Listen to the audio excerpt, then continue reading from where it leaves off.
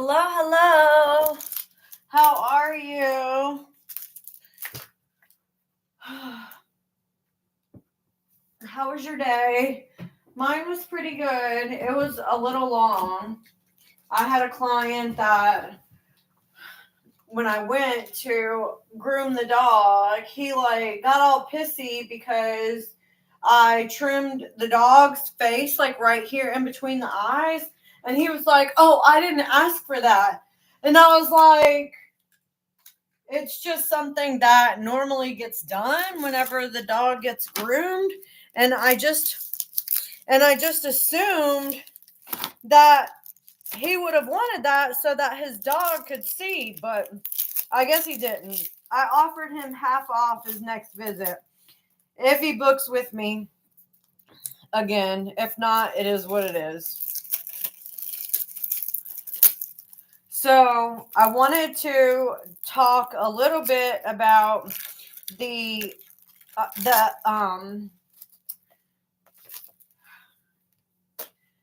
exercise that we had to do last night from the book. And you don't have to feel like you have to add or contribute anything. I'll just go over the things that I wrote down as it relates to my own relationship with my mom. And then if you decide that you do want to be involved in the conversation, then I will, go ahead and start reading comments, and we'll chat about it that way. I don't know why he got so mad. I literally trimmed right here in between the eyes, and I neatened up his paws, and he was like, "I told you not to trim anything. I told you only trim his sanitary area." He was screaming at me.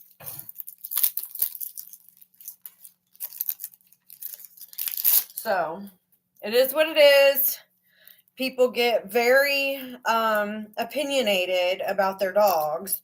He was like, "Well, it's the winter time, and I want his hair to be long." And I'm like, "Yeah, his hair can be long, but him still be able to see,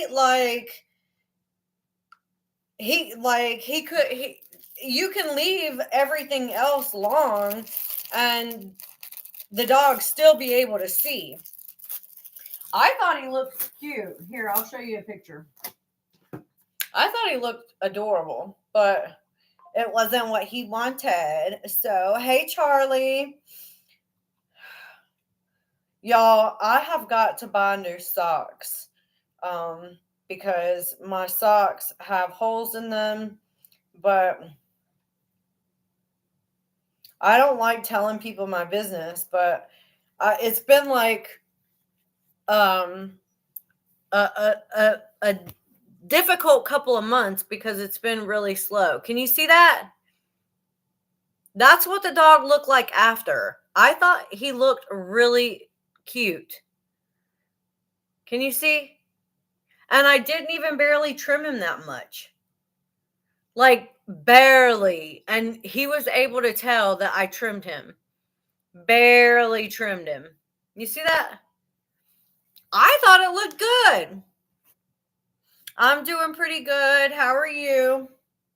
So, needless to say, like I said, I told him that I would give him half off of his next visit if he decides to book with me again. But if he doesn't, fuck it. It is what it is. I'm not gonna sit here and let somebody fucking scream at me and over a dog haircut. Are you for real? And that looks good.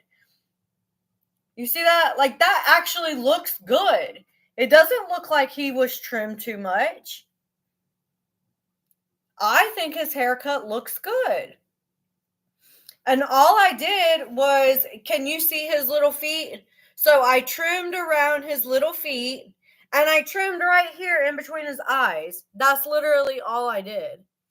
And I got screamed at for it. Hey, Flynn. What a dick.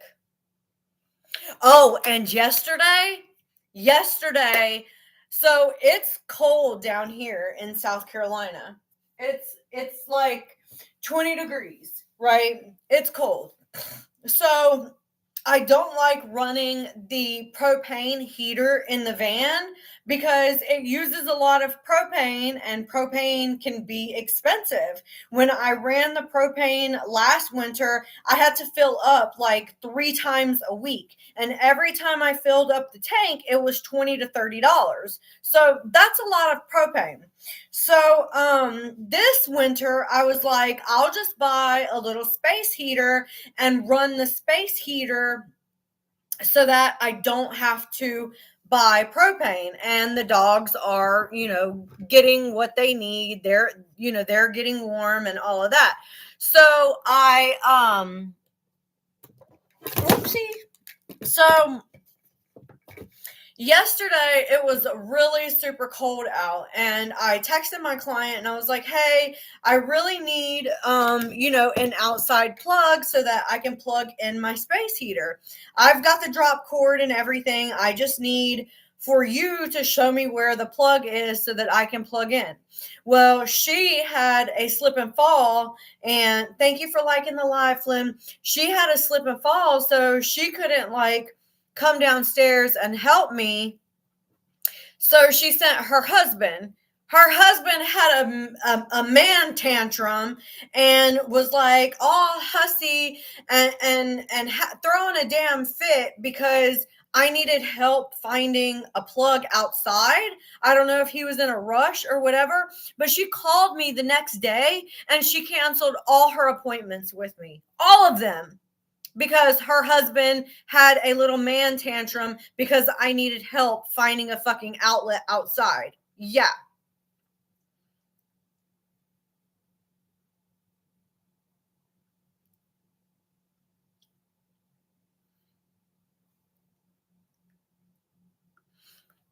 What an asshole, right?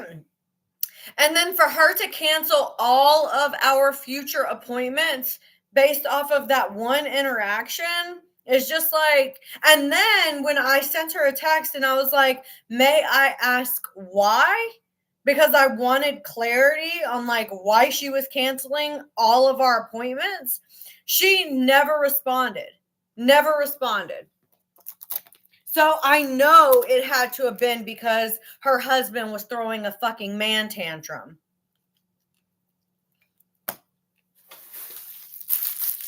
Because you could tell he was in a rush.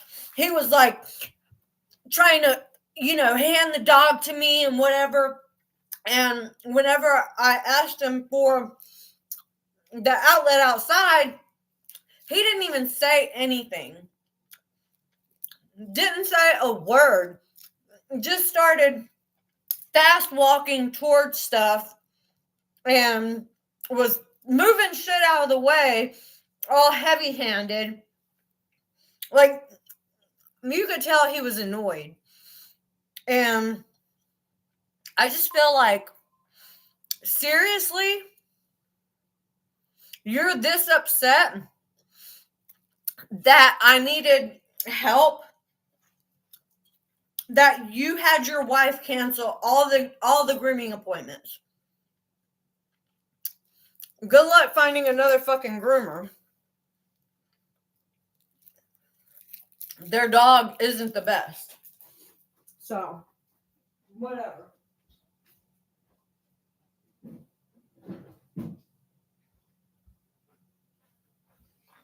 But that's how my day's been the last couple of days. Not terrible, but definitely frustrating.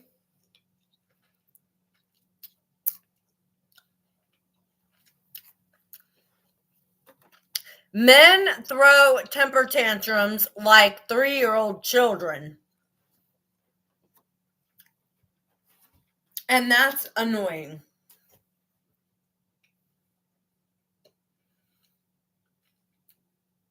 It's so cold outside. Hey, Renee, it's good to see you. Hey, Mary. Hey, William. So, yesterday we were talking a little bit about, grieving the relationship that you wanted with the person that you didn't get it from. And I'm going to talk a little bit about some of the things that I posted in the video today if you hadn't had a chance to look at it.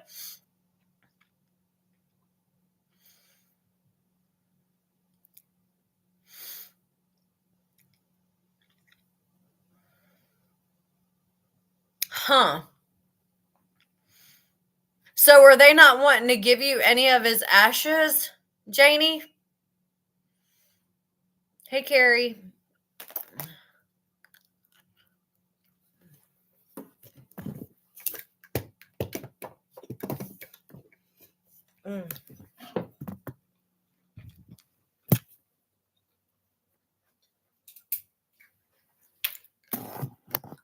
Oh.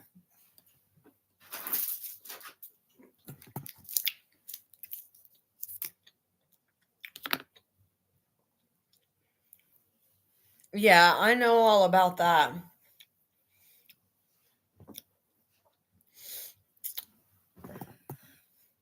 I don't know why Facebook even pretends like they pay creators for their content. You know how much Facebook paid me last month?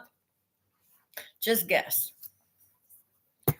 Take a wild guess, because I bet you're going to laugh when I tell you what they paid me.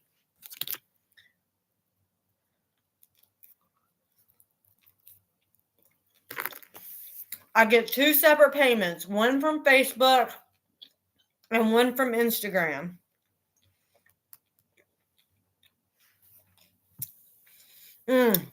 Less. And some of my videos on Facebook do really well. My Instagram videos don't do that good anymore.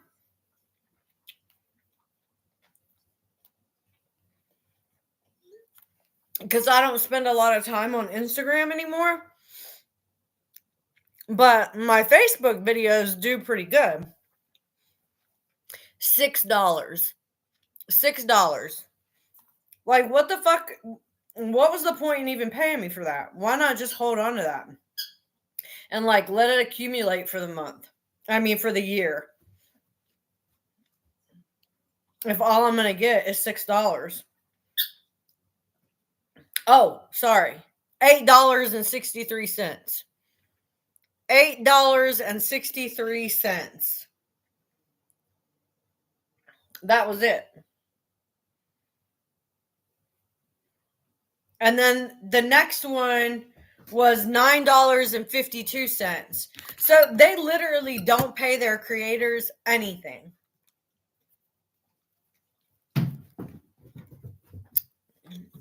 And I need to come up with $1,000 before the end of the month.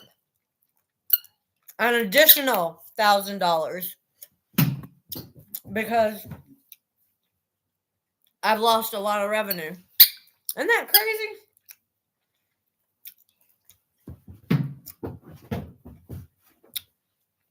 Isn't that crazy?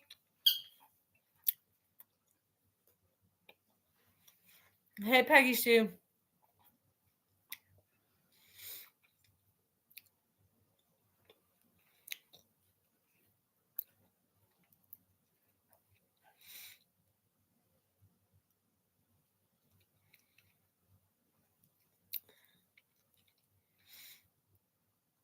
It sounds like they're just trying to be toxic, Janie. Like, they're just being assholes to be assholes.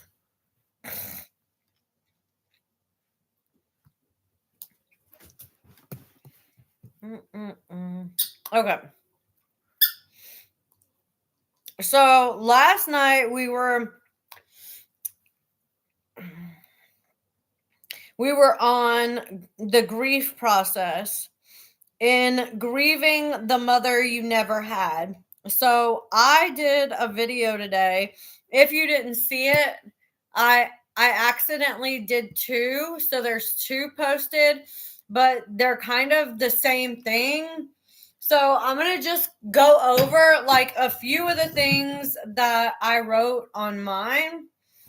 So I wrote, I wanted a mother who was emotionally mature enough, who didn't talk about unaliving herself every time she was sad, depressed, drunk, angry, or alone.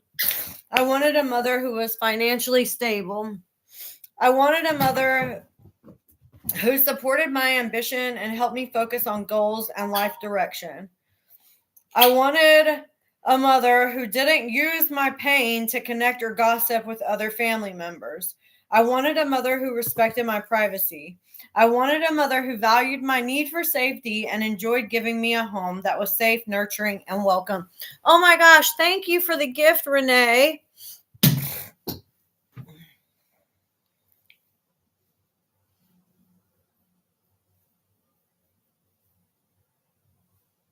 That was so nice.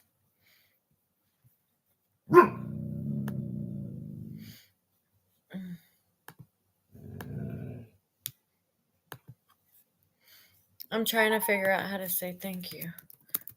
Oh, there we go. Okay, so everyone can see him. I wanted a mother who cared about me and showed me that I was important. I wanted a mother who spent time with me. I wanted a mother who took the time to get to know me, my personality, my interests, my dislikes, and made an effort to understand without judgment. I wanted a mother who was sober. I wanted a mother who allowed me to be a child and took care of my needs rather than me tending to her needs. I wanted a mother who made an effort to be comforting and loving. I wanted a mother who allowed me to be myself and whom supported my interests and nurtured my interests and goals. I wanted a mom who acknowledged that she could have done a better job and who apologized for her lack of responsibility to me and my sisters. I wanted a mother who didn't project her emotional insecurities onto me. I wanted a mother, I think I went through all of them. So those were a lot of the things. I am doing well. How are you? Oh, I love that. The mantram. Perfect. Perfect. I'm going to use that. I'm going to write it down so that I can use it. I wanted a mother. Mine was definitely not. Mine was, I don't know if you guys have ever heard of Ash Trevino on TikTok, but that's who my mom was. That's who my mom was. My mom was Ash Trevino. Partying, drinking, using drugs, um, in and out of the house with different guys and different people all the time. That's what I had. Um,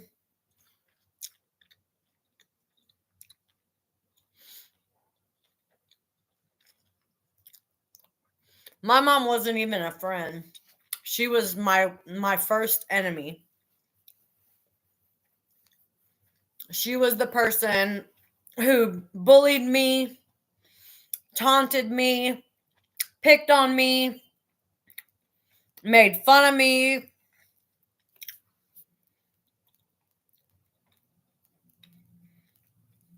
made me feel stupid.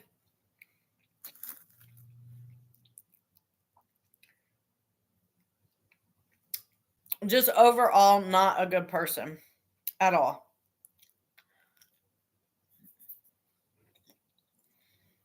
I'm sorry that you had a mom like me. It sucks. Because you see all these people that have such good relationships. A Fruit Loop. A fruit roll up. You see all these young girls that have really good relationships with their mom, and it's like you wish that you had that, but you didn't. And you see how their relationships are. talking on the phone and doing things together, and they like enjoy the other person. I never got that. I never got that. I don't think that my mom really liked me at all. I think that she viewed me as some sort of weird competition bullshit, but I don't think she liked me. I don't think she actually wanted to be a mother, but back in the 60s, you kind of didn't have a choice. You know, it was if you got pregnant, you were basically keeping the kid, you know?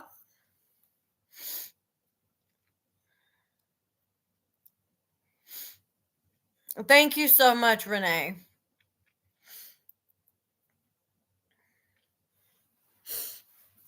I can be honest and say that because of the mother that I had when I was in my teens, I did not want kids. I did not. I did not want children because I had a feeling and something told me that even at a young age, something told me that if I had had kids, that my children would not get the emotional support that they needed because I wasn't getting the emotional support that I needed. And something told me that that's what was going to happen. And then I ended up pregnant. And I felt guilty for thinking about not keeping the baby. Like, I felt guilty. I felt like this is something that I should want, and therefore it's something that I should go ahead and do. And it's been really hard adjusting to having children. Have I done a better job than my mom did? Yes. But could I have done more? Yes.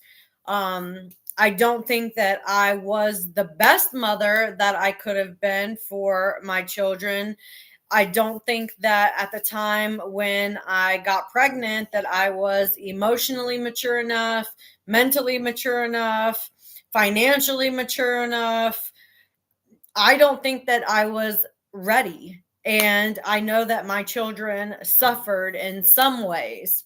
And that's what I have to live with in my mind. And I know that my children are going to one day come to me and do exactly what I just did with my mom, thinking about all the things that they had wished that they had gotten from me that they didn't get. And I want to acknowledge that they deserved better and that I was not prepared.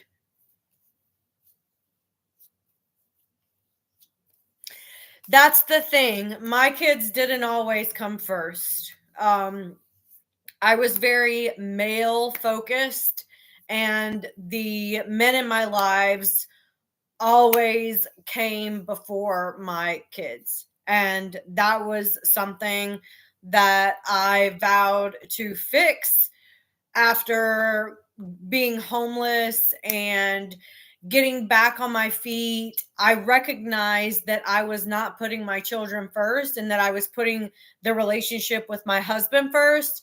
And I vowed to fix that, and I did. However, there were many years where I their needs didn't come ahead of his, and for that I will always be regretful, because I know that they did suffer as a result of me not wanting to necessarily be alone and be in a relationship. I know that there were things they um that they could have had in a mother if I had chose to focus more on them and myself rather than having a relationship.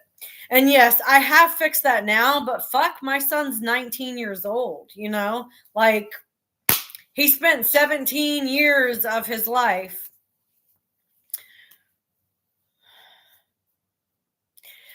There's going to come a time where, my children are going to need an apology from me. And I think about when I talked to my own mother about these issues that I had with her. And I think about how she related to me in that moment. And instead of taking responsibility for her actions and for the things that she could have done better, she flipped it around on me as if I was the one who made her do all those things, and then just started pointing out all the bad things that I had done in my life, like being on drugs, being an alcohol, like all of those things. So, I can definitely say that now that it was one of the hardest things that I ever had to go through, and that's what caused me to go no contact with her, because I realized that she's never going to acknowledge what she did wrong, and she's always going to try to make it a competition of who did the worst thing, and it's like, yeah, I fucked up in my life, but um I'm not responsible for you. Like, you were responsible to take care of me and you chose not to. Um so like whenever my kids do come to me with their hurt feelings and their trauma, at least I am mature enough to know that I did them wrong and apologize and ask them not only for forgiveness, but an opportunity to repair those things that they didn't get. Yeah, but I kept leaving a little too early too, Buffy, so that's not all your fault. Did you get a chance, Sandra? Did you get a chance to talk to your mom before she passed away? Did y'all like reconcile things?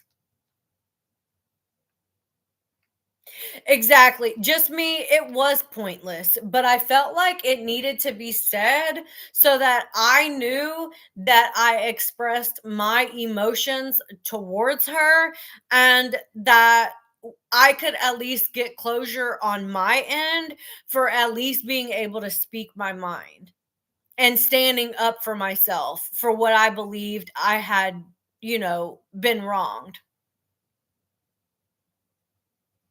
You're a better person than me, Sandra, because I would not, and am not going to take care of my mother, period. I'm not going to do it.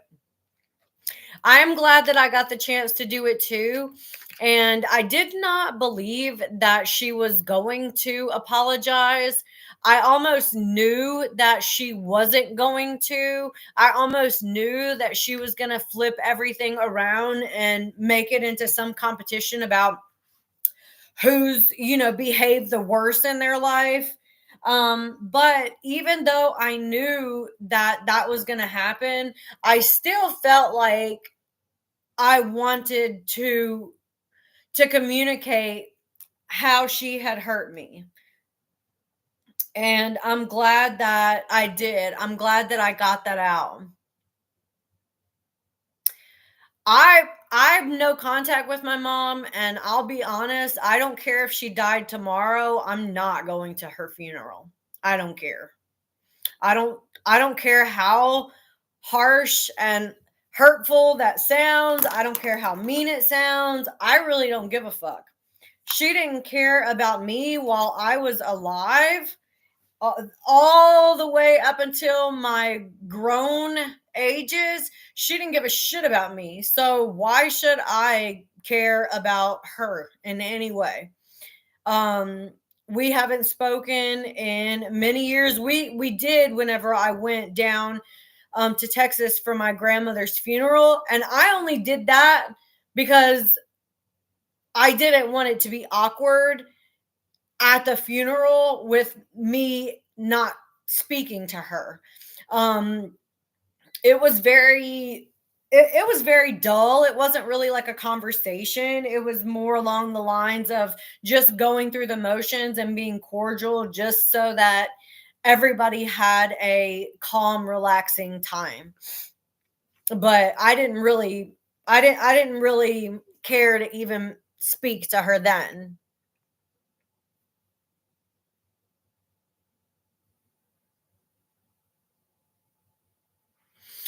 And I wonder, I believe my mom had a pretty hard life as well. From my understanding, my mom was born in the 60s, got married when she was like 14 or 15, and was in a relationship with someone who was very abusive towards her. Um, Ended up getting out of that marriage, getting with my two sisters' dad, not marrying him, and and then my she claimed that my dad was abusive, but I don't know. He never seemed abusive towards me, but of course, men are always different with some people than they are with the women that they abuse. So I don't know. But because we moved all the way over here to North Carolina from Texas, I didn't get a chance to really know who my dad was.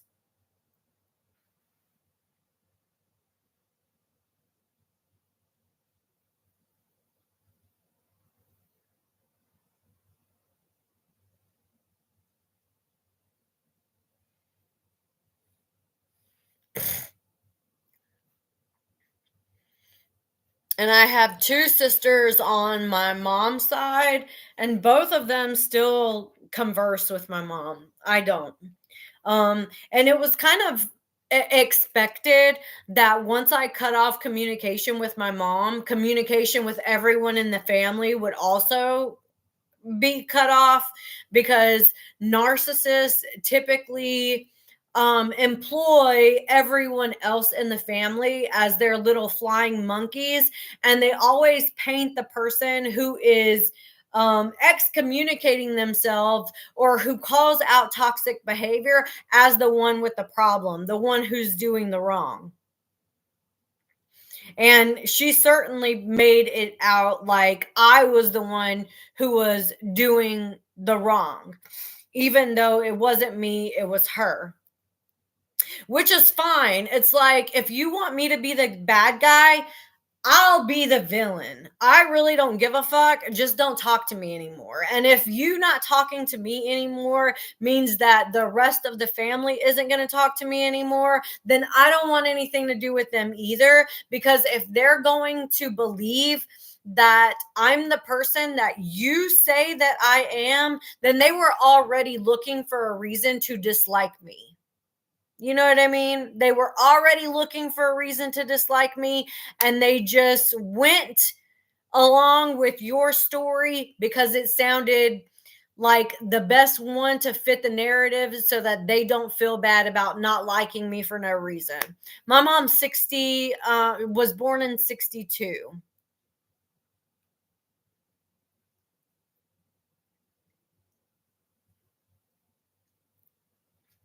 and I was born in 82.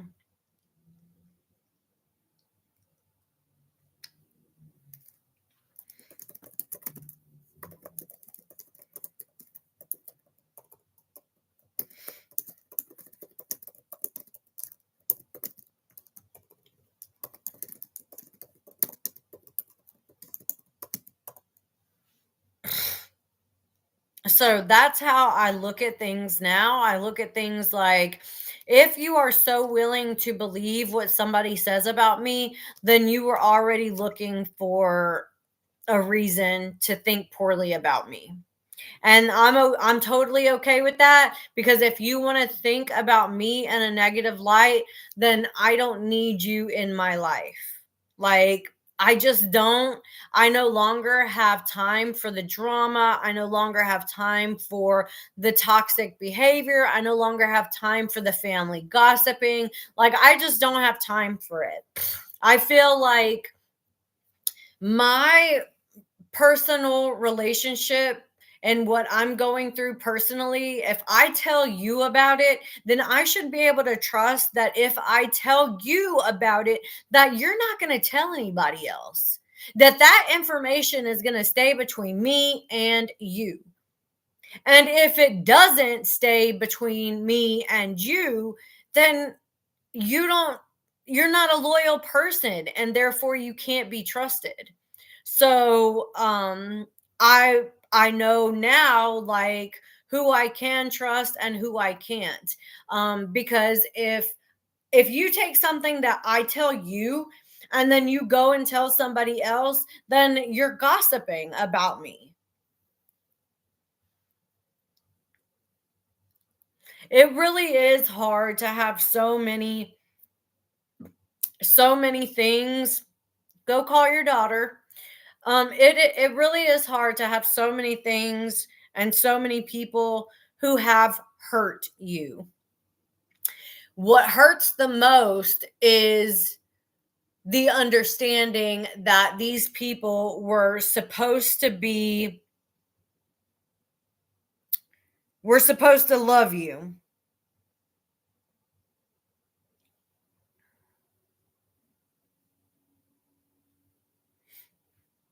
That's what hurts the most, is when people do you wrong and they're supposed to be the ones who supposedly love you the most or whatever.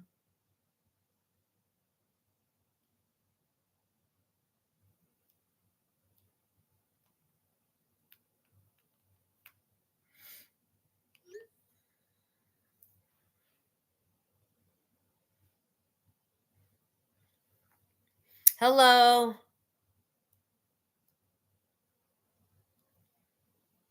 I don't think I saw the message, Hope. What did you say? What are you doing with your sister, Sandra?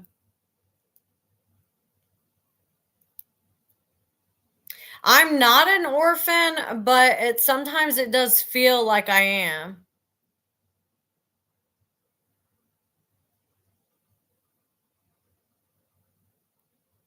It's just tiring more than anything to feel like there's never been anybody in your life that you can trust and rely on to actually be there for you and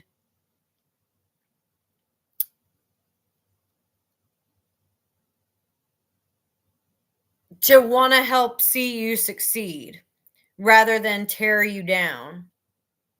That's what I think hurts the most.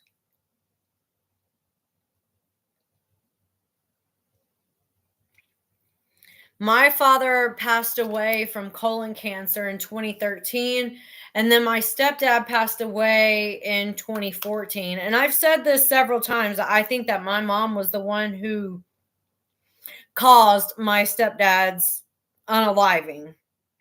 I don't think that it was an accident. I think that it was actually her fault. But I don't know. That's just my own theory about it.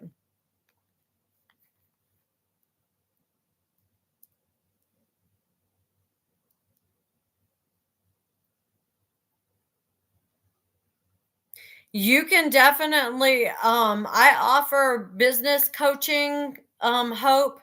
If you want to schedule a one-on-one session, I do offer business coaching to help people get started on opening up their own dog grooming business.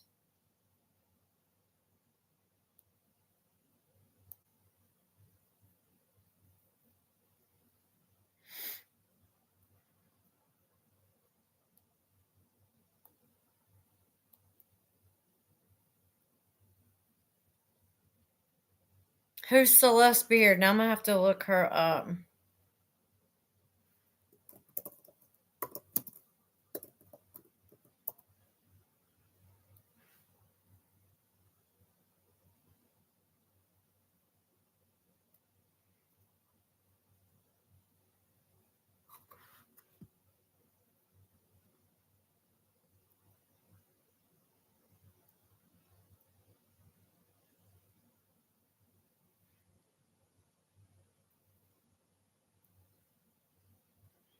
Oh, snapped. My mom used to watch that all the time. The link is not in the bio. You'll need to DM me so that I can send you a link.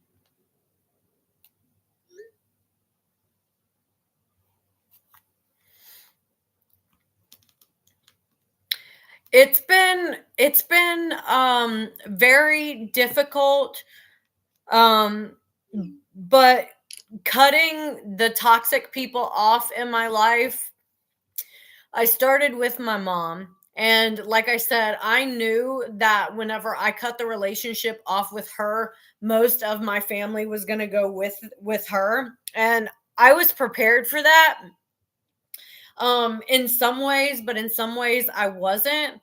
So I understood that sometimes families feel like they have to choose one or the other person.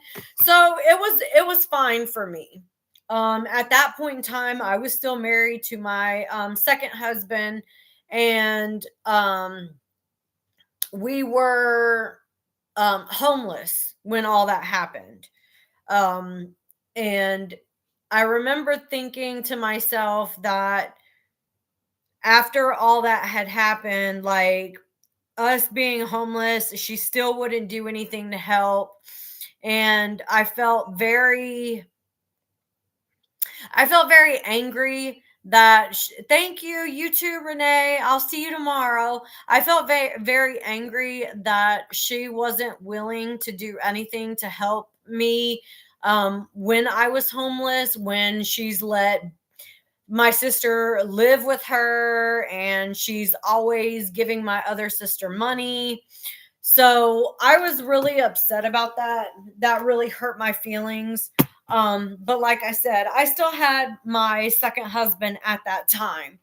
And then after we moved into this apartment from being homeless for 3 years, I started working a lot, like really focusing on building my business and making money and working really hard so that I didn't experience homelessness again. And it was during that time that I started to recognize how toxic my second husband was, and how even he wasn't um showing me all the different ways in which I would have liked to have been shown love, support, care, comfort, all of those things.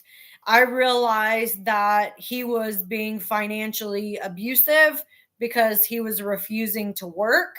And I was working 7 days a week and was working three different jobs, and he wasn't working at all. So I started to like separate myself from him financially. I opened up my own like bank account that had the business's name on it, so that he couldn't take any of the money out of it. And I just started slowly separating my life from his, in small ways, so that whenever I was strong enough to actually separate from him, there wouldn't be a lot of things to go over. So whenever we did finally separate and I realized that he was being toxic, he wasn't being supportive, he wasn't being a partner, um I was able to like take him off of my insurance, take him off of the phone line, disconnect certain things and separate myself from him. And he was really the last toxic person that I needed to get rid of in my life. And once I let go of that relationship, I I was really alone. I had no one. but myself and my 2 kids and my clients. That was it. That was all I had. And I was totally fine with that. Was it a little scary at first? Yeah, it was a little scary at first. My life book, this is only a small portion of my life. There's so much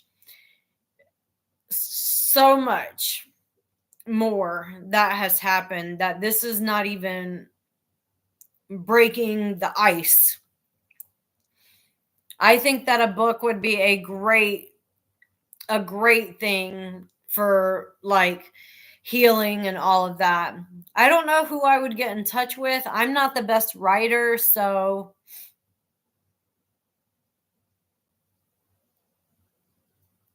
it's been very difficult not having any support system at all.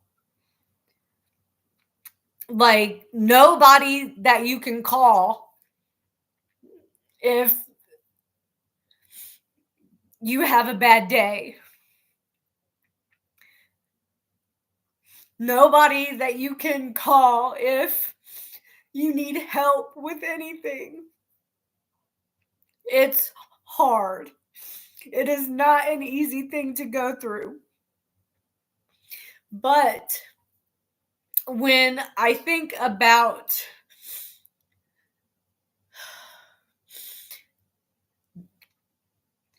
I didn't have anyone that I could really call before either. You know, I had people in my life, but they weren't people that I could count on. They weren't people that were supportive and understanding and compassionate and caring and giving. So I couldn't really count on them then either. So I was just as alone with surrounded by people as I am now by myself. There's just less toxic people in my life now. And now, even though I may not have others to rely on, at least I know that the people that I did have in my life weren't people that I could rely on anyhow.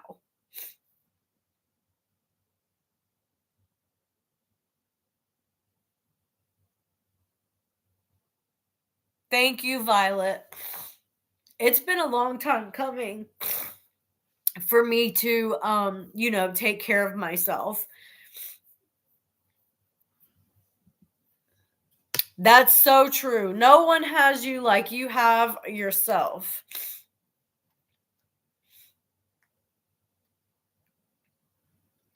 It's like you want to be able to trust somebody like on the outside, somebody outside of yourself, but every single time that I have put trust in other people, I have been let down. Every single time. Everyone does need a support network, and I am slowly building a support network of people who are actually supportive. You know what I mean? Not people who just say they're going to do something and then they don't. I'm slowly building a system of people. Most of them are online. Most of the people that I have in my life are online. But when you guys are supportive, it like I at least know that there is somebody out there that is helping and is supportive, even if it's just by us having conversations like we do every night. You know what I mean? And being supportive and being uplifting, because for so long, instead of hearing, positive things about myself whenever I would talk to other people, such as my mom or my ex husband or whatever. They never really gave words of affirmation. They kind of just somehow made it all like it was my fault.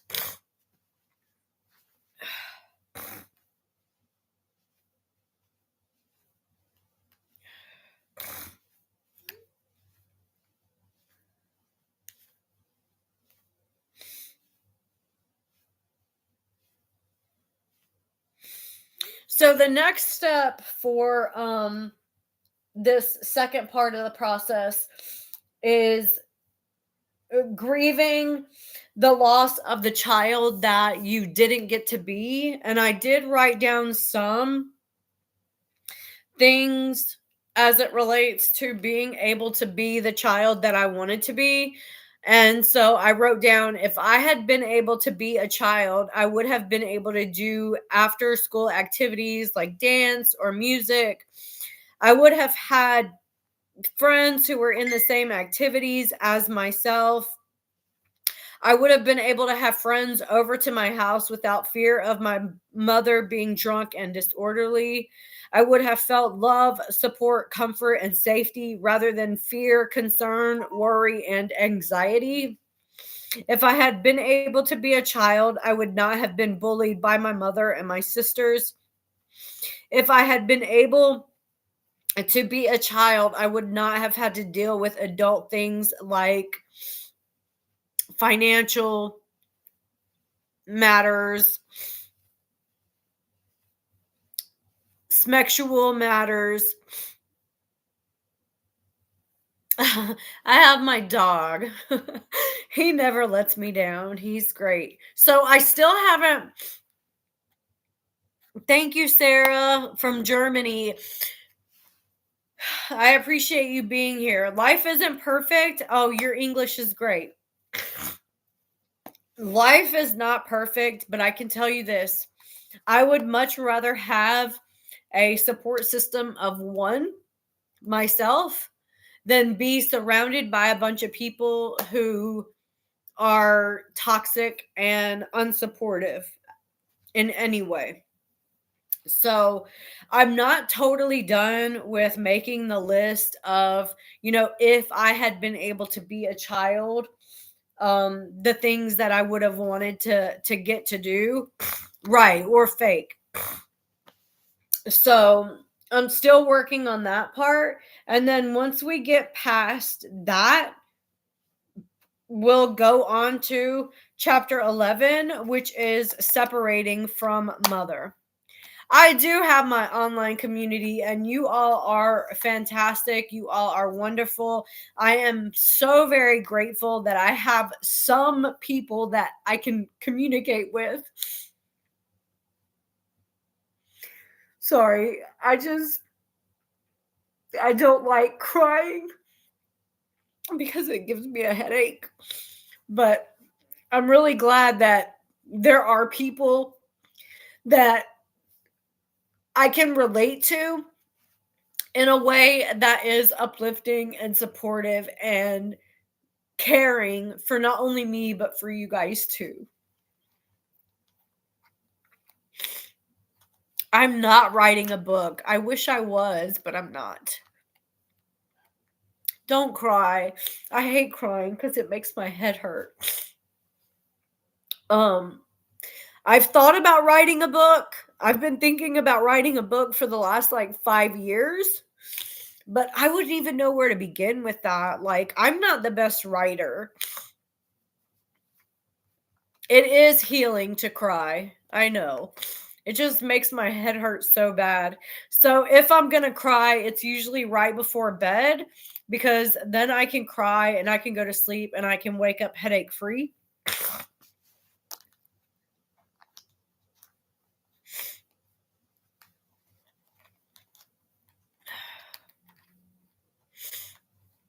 Know that you guys are not alone either.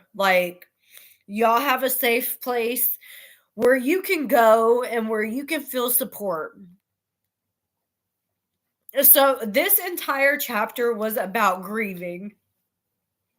Was about grieving the mother that you wanted that you didn't get. And it's been a very emotional process because even though I've been no contact with her since 2018, I haven't really sat down and written down like all of the things that I wished I had over the last, what, 18, 19, 20, 21, 22, 23, 24, 25. Over the last 7 years, I've been slowly gathering evidence for things that I wish that I had had in a mother that I didn't. So it was a lot easier for me to come up with this list today than it would have been for me to come up with in 2018 when I went no contact with her. So this has been a huge growth lesson for me because I was able to kind of step away from her manipulation, from her toxic behaviors, from her emotional abuse, her verbal abuse, her psychological abuse. I was able to step away from all of that so that I could really focus on who I am as a person.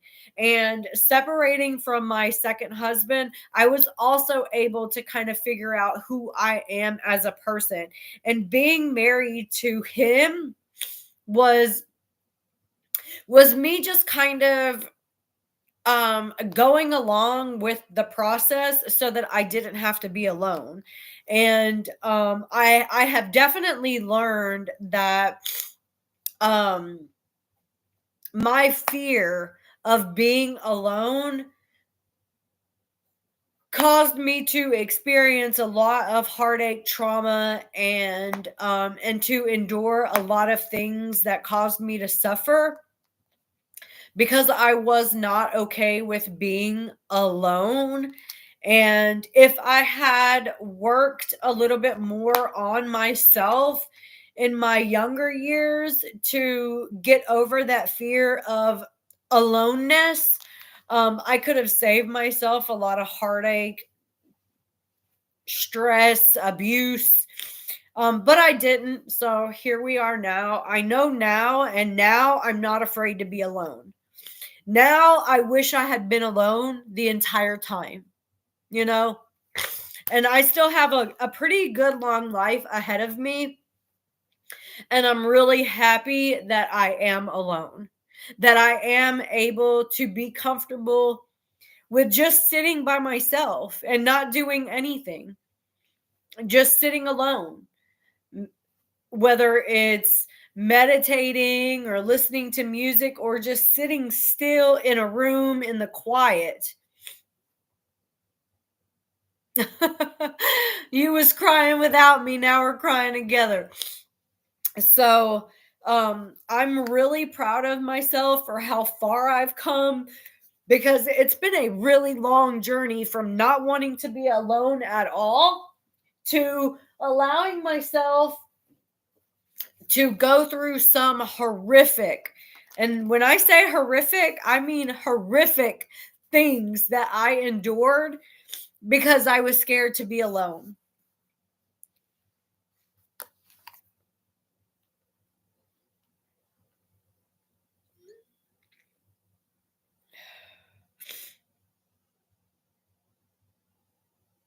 Now I don't feel like that anymore.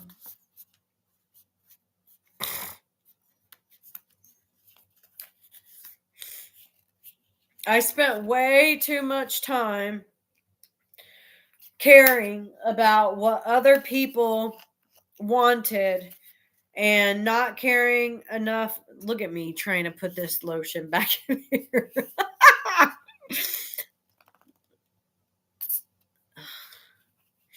I'm going to get it in.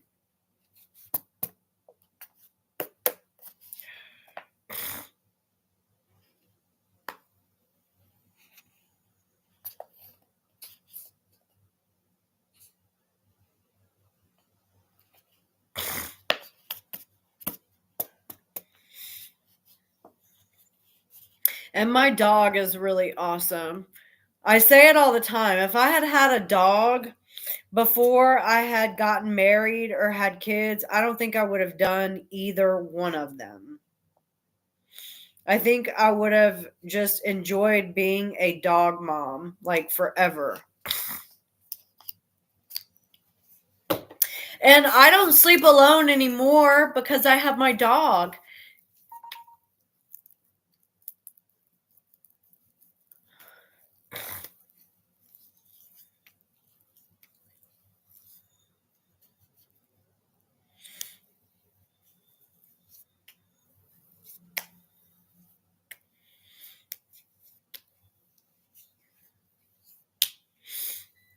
And I know that my dog is never going to be toxic. I know that my dog is never going to do anything to physically hurt me on purpose.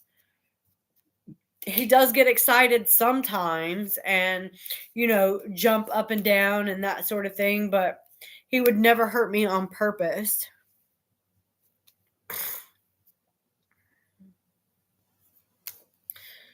Working with dogs has been hugely um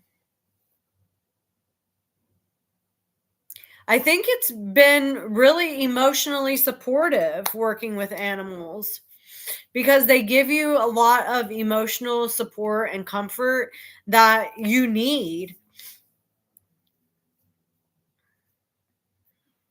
And that's nice to have.